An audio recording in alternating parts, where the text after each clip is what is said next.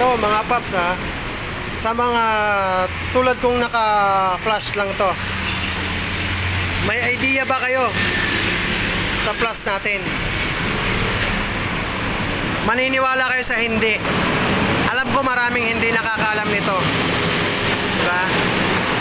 Ang plus natin may sikreto palang tools na hindi natin alam.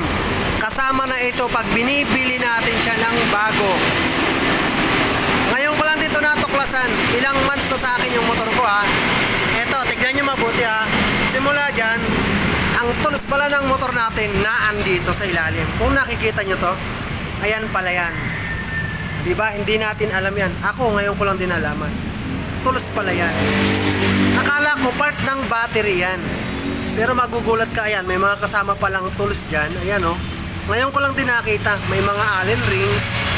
Ayan o. Ayan. Kompleto na siya. May pang spark plug. Diba? O.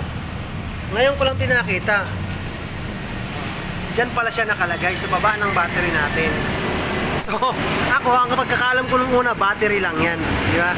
Pero yung palalagayan palang tools yan, naandyan pala yung pre na tools na kahit mekaniko, hindi nila alam yan.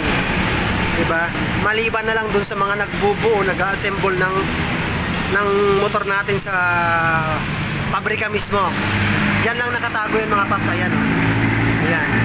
Kahit ako ngayon ko lang dinalaman na may tools pala ang ating motor. Diba? Eh di alam ko na pag nagkaroon ng problema sa daan, alam nyo na